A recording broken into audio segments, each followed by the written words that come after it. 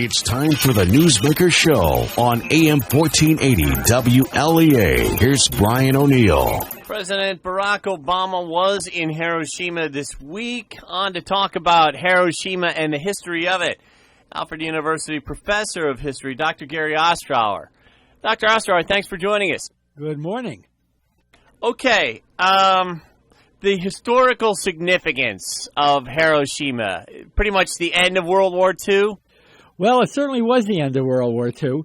There were two atomic bombs that were dropped on Japanese cities, the first on August 6th of 1945, and then 3 days later on Nagasaki, the second of the atomic bombs. The war ended 5 days later. But what's kind of interesting is that we have always assumed, all of us have assumed, that the dropping of the bombs ended the war. And in a way, they probably did. But there's an interesting question that historians pose, which is, what would have happened had the bombs not been dropped? And, well, the war would have ended, of course. Would it have ended as quickly? We're not sure. And the reason we're not sure is because it's always difficult to say what if. You know, if this happened, well, we don't really know what would have followed. But on August 8th, and this is what's usually not mentioned in the United States, on August 8th, that is to say 1 day before the Nagasaki bomb, but 2 days after the Hiroshima bomb, the Soviet Union, which had moved over 1 million men into Manchuria, the Soviet Union invaded entered the Second World War. In other words, finally declared war against Japan. And there are quite a number of historians today who assume that once the Soviets were in the war would have ended very, very quickly. In other words, even had the atomic bombs not been dropped, World War II probably would have ended within perhaps 1 or 2 more weeks. So, was it necessary to drop the bomb? The answer is, we don't really know. Most Americans would argue yes. Most Japanese would argue it was not necessary because so many Japanese cities, 66 of them, had already been virtually destroyed in conventional bombing raids, including, I might add, a raid on Tokyo on March 9th and March 10th of 1945. Over 1,000 American B-29 bombers just flattened the city. Over 100,000 people were killed, which I might add is more than the number of deaths in the Hiroshima bombing itself. So, you know, the Japanese argued it really wasn't necessary. Obviously, the Americans believed that it was necessary. But in light of the Soviet entry into the war, my hunch is that the war would have ended very, very soon, whether or not the bombs were dropped. What did the rest of the world say about Hiroshima in 1945, and what effect did world opinion have in 1945 on America? I think virtually nothing at all. The impact of the Soviet entry into the war was really not very clear. The war had in the Far East had really begun, in the Pacific, had begun not in 1939 when it did in Europe. It began 2 years earlier in 1937 when the Japanese had invaded China. So it was a long, long war. And I think that most people in most countries, particularly the Allied countries, there are 35 Allied countries, I think the vast number of people believe that, you know, the bombs did finally end this thing, and deservedly so. And remember, too, that the Japanese had initiated the conflict against the Americans in Pearl Harbor. Not just that they had initiated it, but it was a sneak attack. The Japanese were talking peace on one hand in the State Department at the very, very moment that that Pearl Harbor was being attacked. So I think that, you know, the people in the Allied countries, certainly in England and France and elsewhere, believe that the Japanese had brought this on themselves, and there was very, very little second guessing of the dropping of that bomb back in 1945. This happened under the Truman administration. Was the Roosevelt administration involved in the planning? It certainly was. As a matter of fact, most of the plans were drawn up during the Roosevelt administration. And I want to, emphasize that the bomb develops out of what we call the Manhattan Project. The Manhattan Project was a 2.5-year, 3-year project to develop this weapon. It was over approximately a $2 billion, maybe $2.5 billion project back at that time. And $1 billion in 1940 meant a lot more than $1 billion does today. It would be the equivalent of about somewhere between maybe 25 and $30 billion today. And when you consider that so many people were involved in this, tens of thousands of people in places like Oak Ridge, Tennessee, and Hanford, Washington, Columbia University, University of Chicago, in other words, scientists in many, many different countries, technicians in not countries, but in many different cities were involved in this. The assumption was that we were building it to use it. And, of course, once it was finally developed, we did use it. On the other hand, I should mention that there were people who second-guessed that, including a number of the leading scientists in the bomb project. There were a number led by a scientist by the name of Frank. I think it was Philip Frank, but I'm not sure of his first name. It was called the Frank Committee. This fellow had put together a group of scientists who sent a letter to President Truman recommending that, in light of the fact that we had spent all this money and all this time building this project, let's demonstrate it first because of the huge implications of what we were doing. And there was a recognition that there were real moral issues here. Rather than dropping it on a city, which would kill, of course, many, many civilians, the idea was to demonstrate it perhaps on a desert island in the Pacific. That was ultimately rejected by President Truman, by his War Department. It wasn't called the Defense Department back in that time. And I might add, it was also rejected by another committee of scientists called the Interim Committee. And that committee included J. Robert Oppenheimer, who was the leading physicist of the entire 20th century, the most important physicist produced by this country in the 20th century. He is often called the father of the bomb, of the atomic bomb, for good reason. And even Oppenheimer believed, in light of the fact that we wanted to end the war as soon as possible, let's not drop it on in a demonstration capacity, for fear that the demonstration would not be impressive enough. In other words, it was one thing to drop it on a deserted desert island, another thing to drop it on a city, and presumably the effect of the latter, the effect of dropping it on the city, would be so much greater and therefore would impress the Japanese to the point where, they would surrender. Gary Ostrower, you talk about Oppenheimer. How about Albert Einstein? Einstein was important in two ways. He had some of the original calculations that led to the development of atomic energy in the very, very first place. He came out with that very famous formula that almost all of us know today, E equals mc squared, which really kind of offered an insight into the actual power of atomic energy. By the same token, Einstein, as a Jew, had escaped from or had become a refugee from Nazi Germany back in the 1930s. In 1933 or 1934, he emigrated to the United States. Actually, he came for a conference, and then he simply remained here. In 1940, he wrote to President Roosevelt, and he basically said, look, the Germans may be developing something like this. We better develop the same thing. And so that Einstein letter was really critical in leading to the development of the Manhattan Project. On the other hand, he was not directly involved in the Manhattan Project. His real importance, in a sense, ends in 1940. Talking with Dr. Gary Ostrower here on the Newsmakers Show. President Obama in Hiroshima this week, and that's our topic today, Hiroshima 1945. Dr. Ostrower, was there any Japanese opposition to ending the war? Did they want to keep going after the bombs went down? Yeah, there was some Japanese opposition within the military. We don't fully understand the dynamics.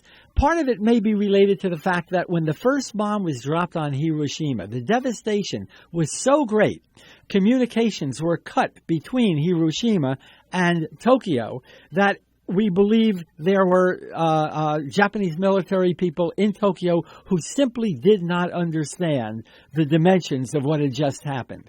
So that, I think, explains some of this. By the same token, there were Japanese military, I guess you'd have to call them fanatics, who were absolutely committed to fighting until the very, very last man. They were not going to surrender. On the other hand, the emperor, who at that time was considered not only a political figure, but also a divine figure, and who normally did not involve himself in political or in military decisions on a day-to-day basis, in this particular instance did step in and finally said, after the dropping of the Nagasaki bomb, that the war had to end. And so, in light of the fact that Hiroshima had disappeared, Nagasaki had disappeared, the Russians had just entered the war, his decision was to surrender, and the military fell in line. And I want to mention one other thing, and this has to do with that issue of the Russians. One of the reasons why the Russian entry into the war was so important was not only because the Russians were one of the two great military powers left in the world at that time, but also because the Russians presumably, once they entered the war, would demand a role in the occupation of Japan. In other words, they would demand a portion of Japan in much the way that they were demanding a portion of Germany, and had already been promised a zone in Germany. So they would want a zone in Japan. The Americans certainly did not want that. The Japanese certainly did not want that. And in addition, the Russians were going to demand, and everyone understood this, that if they entered the war, the emperor would disappear. And the Japanese were absolutely committed to preserving the position of the emperor. The Americans, for that matter, had argued earlier that we would not end the war except on conditions of unconditional surrender. Well, what unconditional surrender meant in 1945 was, well, it could mean anything. It could mean that the emperor would disappear. So, for instance, back in July of 1945, about a month or so before the war ended, the Japanese had already established, they had kind of offered peace feelers through neutral parties, at that time through Russia and through Sweden, for ending the war, but on one condition. And the one condition was that the emperor be preserved. The American government refused to accept that. The Americans still insisted on unconditional surrender. And the irony is that had the Americans accepted that in July, it would not have been necessary to drop the bomb. And the double irony is that after the war did finally end, the United States government did permit the emperor to remain on the throne. In retrospect, was unconditional surrender a good thing or not? Probably not. Probably not. In light of what I've just said, the war would have ended somewhat earlier.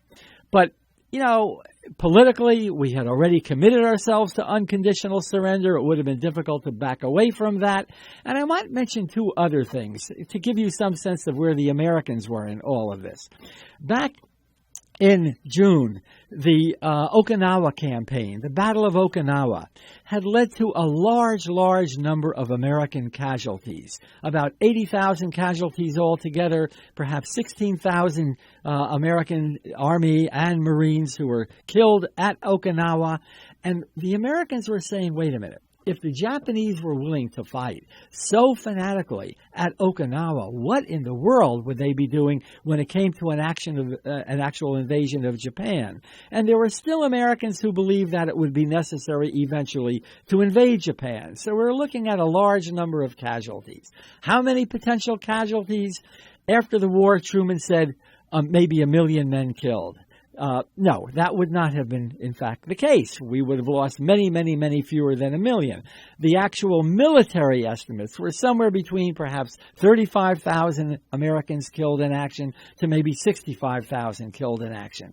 That's still a huge number, even though if it doesn't begin to approach some of the numbers that were batted around after the war.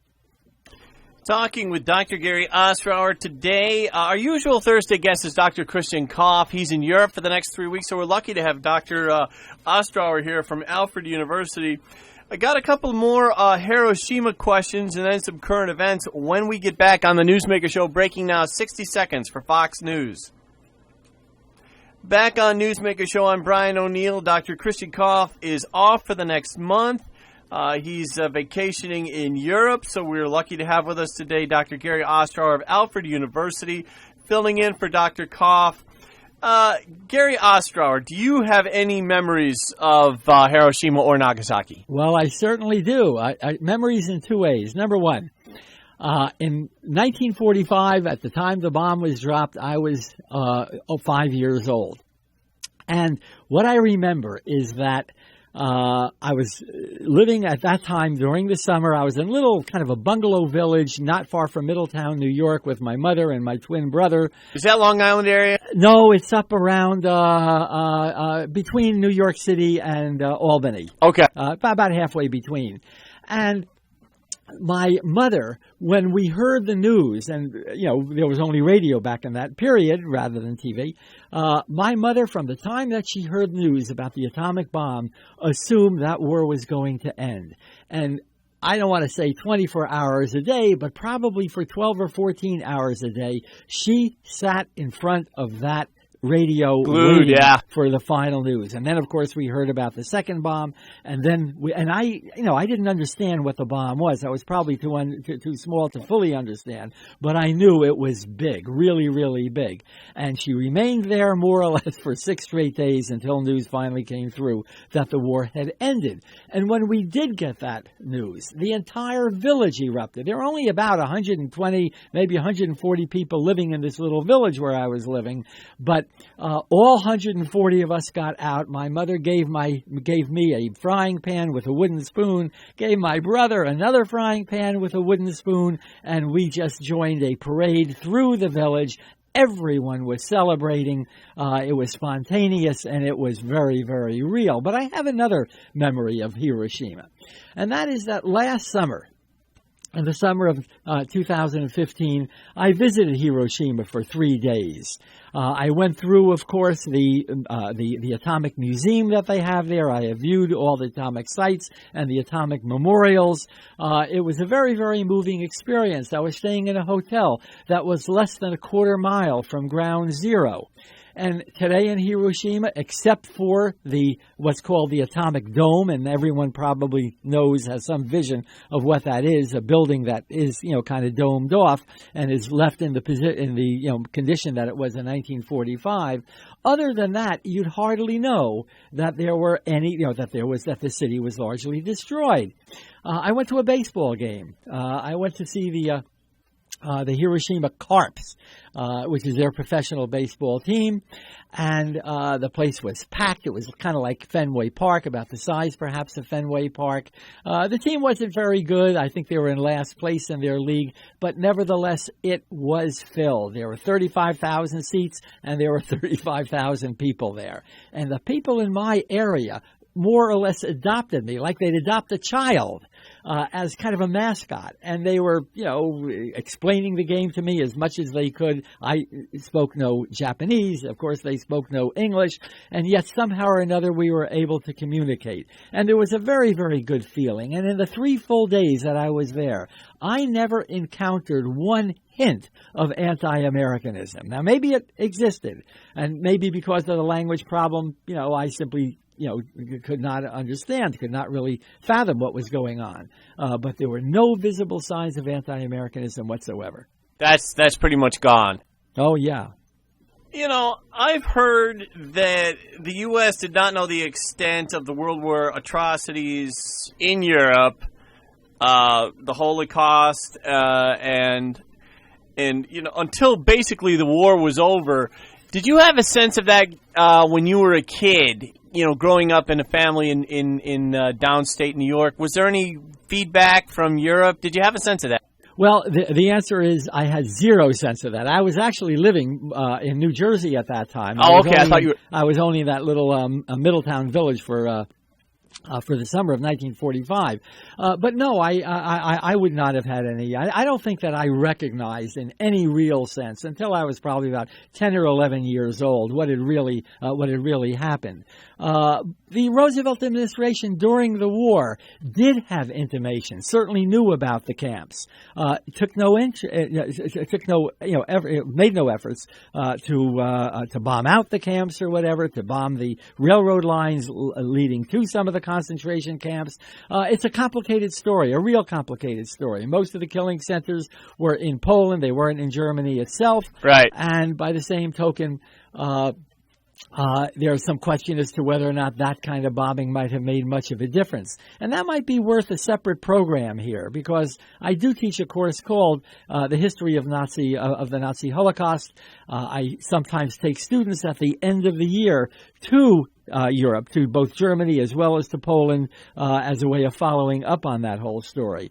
But no, we really knew very, very little about that. And so far as the Japanese side is concerned, again, the atrocities of the Japanese were not known to the American public, except in the sense that by 1944, stories were beginning to trickle out. And let me give you one example of that. Sure. In 1942, early in 1942, the Americans had to retreat from their position in the Philippines. The Japanese occupied the Philippines, and it led to something called, among other things, the Bataan Death March. There were about 70,000 to 80,000 soldiers, about 7,000 of them American, about 67,000 of them Filipino, who were captured by the Japanese. The Japanese marched them to a prisoner of war camp about 70 miles from where they had been captured. And it was a brutal march. There was virtually no water for the soldiers. There was, many of them fell by the wayside. They weren't fed. The Japanese slaughtered many of them, probably killed about 7,000 to 8,000 of the Filipinos and about 700 of the Americans. The American government did not publicize that story until 1944. It was still, in some ways, considered to be too explosive and too demoralizing to publicize that, as I say, for another 3 years. Do you think they would have used the bomb on Germany if they developed it in time? My guess is that they would have. I think once it was developed, they were planning to use it. The war in Europe ended on May 8th. The first bomb was not exploded, that is to say, as a test bomb in Alamogordo, New Mexico, until about the 20th or 21st of July. And so, of course, it really was one of those, it's one of those iffy questions. But my guess is that the answer is yes. And I say that in part because I have never seen any evidence whatsoever to suggest that there would have been reluctance to use it in Germany. And by the way, we believe that the Germans were also racing to build that bomb. And as a matter of fact, they were. But because the U.S. had bombed out, and the British, a heavy water plant, a certain kind of plant producing water with an additional hydrogen molecule that was absolutely necessary for the development of atomic energy, because we had destroyed one of the heavy water plants in Norway, in fact, it really slowed down the German development of the bomb. But for the most part, we were not aware of that. World War II, it's a huge topic and has been ever since it ended. Pat Buchanan wrote a book called Churchill, Hitler, and the Unnecessary War. Wondering, what do you make of that thesis, that idea that the U.S. should not have been involved? That was an idea at the time. How do you react to that? I consider it lunacy. This is a war that had to be fought. It was started by the Japanese in the Far East. It was initiated by the Germans in Europe. And had that war not been fought, in all likelihood, well, look, I suppose one can argue that the Russians might have defeated the Germans anyhow, in which case perhaps the Americans would not have had to become involved in the war. But that's, again, one of those iffy questions. We're assuming something that we simply could not possibly have known in 1941. And I think it's also important to note this, that, yes, the Japanese attacked Pearl Harbor on December 7th of 1941. 3 days later, Germany declared war on the United States. The United States didn't declare war on Germany until after Germany declared war on the United States. So suggest, therefore, somehow that we should not have fought the war makes no sense whatsoever. I mean, it may serve Pat Buchanan's political, interests, but it certainly has no bearing, I think, on the way in which the real world operated back in 1941. Gary Ostrower, I get the sense that Pat Buchanan has sour grapes over Yalta. May very well, because what, among other things, happened. Yalta was an agreement. That is to say, it was a conference that was held in February of 1945, about 3 months before the war in Europe ended. And at Yalta, because the Americans wanted to get the Soviets to promise to enter the war in the Pacific, they agreed to not only divide Germany, but to permit the Soviets to occupy Eastern Europe, under the assumption that, and this is part of the agreement, that there would be free elections after the war. Well, needless to say, the Soviets never held those free elections, but Pat Buchanan believed, along with many others, kind of Roosevelt critics, that that Roosevelt had kind of, quote, given away Eastern Europe to the Soviet Union. The fact of the matter is that is fantasy. The Soviet armies had already occupied Eastern Europe. The Soviet armies had occupied Poland, and there was nothing that Franklin Roosevelt or Winston Churchill or any other Western leader might have said which would have prevented Stalin, the Soviet leader, from withdrawing his armies from Poland. Do you think there's any tie-in to Pat Buchanan supporting Donald Trump? I don't see Trump being an anti-World War II person, but do you think, with the American First thing, you think there's any tie in there? I doubt it. I mean, look, Pat Buchanan, of course, who knows? I mean, I don't know enough about Pat Buchanan these days. He's a marginal political figure at best. So far as the Trump has argued that, let's place America first. And that is kind of interesting because there was a movement called, and an organization called. That's what I'm getting at. An isolationist organization in 1940 and in 1941 called America First. And it was, basically arguing that the U.S. had no role, should have no role in the war, either in the Far East or, for that matter, in Europe, that we had no interest there. I think that they were profoundly wrong. There was a good deal of anti-Semitism within the context of that movement. I think that there are a number of things going on. It's kind of complex. And again, it's certainly worthy, I think, of a discussion that we might have here someday. But in the final analysis, their role became, in a sense, irrelevant because of the Japanese attack and because of the German declaration of war, the Nazi declaration of war on the United States. And after December 7th of 1941, America First becomes simply a kind of curiosity. Now, what Donald Trump may be doing with it is to argue that we should scale back our military and perhaps even our political interests in other areas of the world. But this world is so interconnected. Globalization, whether we want to admit it or not, is so much a part of the 21st century that it will be impossible to do what I think Trump really is suggesting perhaps that we're going to do. Should we be as involved as we are? Probably not. But there again, I think that, to think we can somehow, retreat back into a fortress America is simply fantasy. I get the sense he's talking about trade when he's talking about America First. Yeah, but I mean, we but it's can't exist without trade. You go into Walmart today, Walmart, which I often call China Mart. There are no goods in Walmart, or very, very, very few goods in Walmart that were not produced somewhere in the Far East, whether it's in China or Japan or maybe Malaysia or Indonesia or Thailand. We're there. Okay? And by the same token, Donald Trump says, for instance, that we get nothing, and these are his words, that we get nothing out of, our relationship with Japan. We owe Japan, he says, $100 billion every year, and we get nothing back. Well, that's not true. Number one, our trade deficit with Japan is a lot less than $100 billion. There is a trade deficit, but it's probably about $60 billion. But by the same token, we send Japan about 62, at least in 2015, about $62 billion worth of our own goods. So, Donald Trump trades in fantasy. And much of what he says, in fact, I would argue that most of what he says cannot be believed. Either it is completely false or else it is partly false. And if I, make this statement, I can offer you a website called PolitiFact.com. It's run by the Tampa Times. It's the Tampa Bay newspaper, and they run this website, so to speak, to check not only the veracity of the things that Donald Trump is saying, but that every other candidate, including Bernie Sanders and Hillary Clinton, is saying. And the fact of the matter is that more than half, much, much more than half of what Donald Trump says should not be believed because it is simply false or partly false. Dr. Gary Ostrower, Alfred University Professor of History. We've got to leave it there. Always great talking with you. Well, thank you very much, Brian.